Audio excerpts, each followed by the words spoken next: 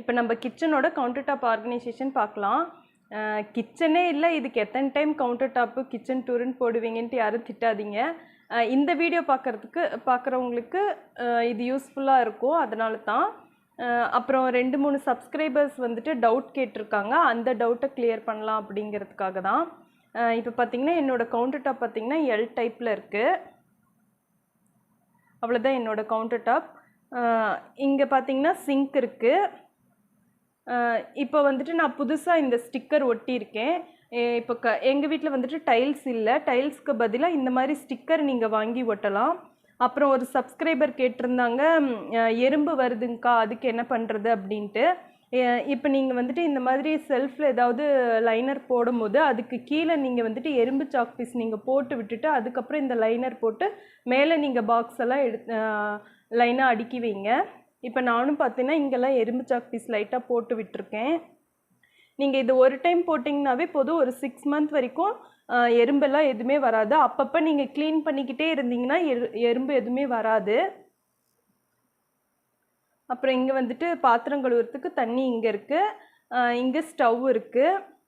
இந்த ஸ்டவ் பார்த்திங்கன்னா கவர்மெண்ட்டில் கொடுத்த ஸ்டவ் தான். இது இப்போ யூஸ் பண்ணி 8 இயர்ஸ்க்கு மேலேயே இருக்கும், யூஸ் பண்ணிகிட்ருக்கேன், இன்னுமே நல்லாயிருக்கு. அப்புறம் பார்த்திங்கன்னா இப்போ கஞ்சி கொதிச்சிட்ருக்குது.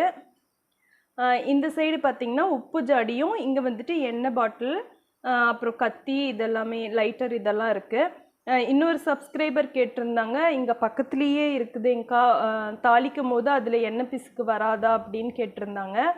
மேக்ஸிமம் பார்த்திங்கன்னா நீங்கள் இந்த சைடு தாளிக்கிறதோ குழம்பு தாளிக்கிறதோ அதெல்லாமே பண்ணாதீங்க, இந்த பக்கம் பண்ணுங்கள். இந்த பக்கம் நீங்கள் பண்ணிங்கன்னா இந்த சைடாக தான் வரும், அதனால் அதிகமாக அந்த பக்கம் படாது உங்களுக்கு.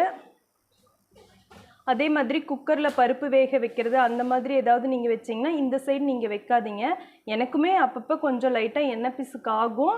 நான் வீக்லி ஒன்ஸ் இந்த ட்ரேவை மட்டும் நான் கழுவி வச்சுருவேன். மேக்ஸிமம் பார்த்திங்கன்னா இந்த கவுண்டர் டாப்பில் எதுவுமே இல்லாமல் இருக்கிறது தான் எனக்கும் பிடிக்கும், அதுதான் பெஸ்ட்டுன்னு நானும் சொல்லுவேன். நான் இங்கே வந்துட்டு இடம் இல்லை அப்படிங்கிறதுனால இந்த ஒரு இது மட்டும் நான் இங்கே வச்சுருக்கேன்.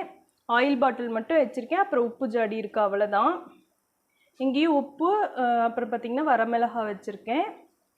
அப்புறம் இந்த இடம் பார்த்திங்கன்னா சமைச்ச பாத்திரம் இதெல்லாம் வைக்கிறதுக்காக. இங்கே குக்கரில் வந்துட்டு மதியம் நான் செஞ்ச சாதம் இருக்குது. இதோட ரெசிபி வந்துட்டு நாளைக்கு உங்களுக்கு போஸ்ட் ஆகும். அப்புறம் இங்கே பார்த்திங்கன்னா மிக்ஸி இங்கே வச்சுருக்கேன். இதுக்கு பக்கத்துலேயே இன்னொரு ஸ்டாண்ட் இருக்குது, அந்த ஸ்டாண்டுக்கு மேலே டெய்லி எடுக்கிற திங்ஸ் எல்லாமே வச்சுருக்கேன். சீரகம், கடுகு இதெல்லாமே இதில் போட்டு வச்சுருக்கேன். அப்புறம் பார்த்திங்கன்னா இங்கே ஒரு ட்ரேயில் கப்பெல்லாம் வச்சுருக்கேன். இவ்வளோதான் என்னோடய கவுண்டர் டாப்புன்னு பார்த்திங்கன்னா இந்த சைஸ் மட்டும்தான். அவ்வளோதான் என்னோடய கவுண்டர் டாப். அப்புறம் பார்த்திங்கன்னா இன்னொரு டிப் நான் சொல்கிறேன். இப்போ பார்த்திங்கன்னா உங்கள் வீட்டில் சப்போஸ் சில்வரில் வந்துட்டு அஞ்சரை பெட்டி இல்லை அப்படின்னா நீங்கள் என்ன பண்ணுறீங்கன்னா இந்த மாதிரி பாக்ஸ் எடுத்துக்கோங்க. இந்த மாதிரி பாக்ஸ் வந்துட்டு மேக்ஸிமம் நிறைய பேர்த்தோட வீட்டில் இருக்கும். இது எடுத்துக்கிட்டு இதில் பார்த்தீங்கன்னா இந்த மாதிரி குட்டி குட்டியாக டம்ளர்ஸ் நம்மளுக்கு கிடைக்கும், அந்த மாதிரி டம்ளர்ஸை இந்த மாதிரி அரேஞ்ச் பண்ணி வச்சுக்கோங்க.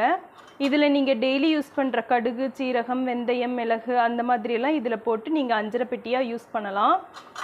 இது பார்த்திங்கன்னா ஒரு சின்ன சைஸ் அளவுக்கு தான் டம்ளர். இந்த டம்ளர் வந்துட்டு 4 டம்ளரே 100 ருபீஸ் அந்த ரேஞ்சுக்கு உங்களுக்கு கிடைக்கும். இப்போ என்கிட்ட அஞ்சரை பெட்டி சில்வரில் இருக்குது அப்படிங்கிறதுனால நான் வந்துட்டு இது யூஸ் பண்ணல.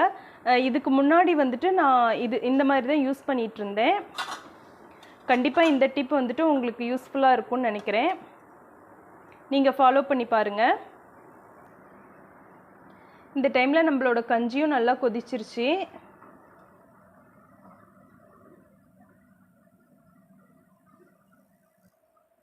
நீங்கள் அரிசி போட்டு ஒரு 5 நிமிஷத்துலேயே இது நல்லா வெந்துடும். பார்த்திங்கன்னா இது நல்லா வெந்துருச்சு.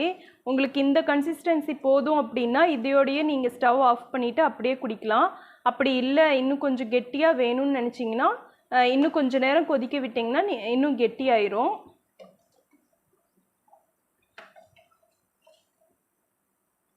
பார்த்திங்கன்னா கஞ்சி ரெடி ஆயிடுச்சு.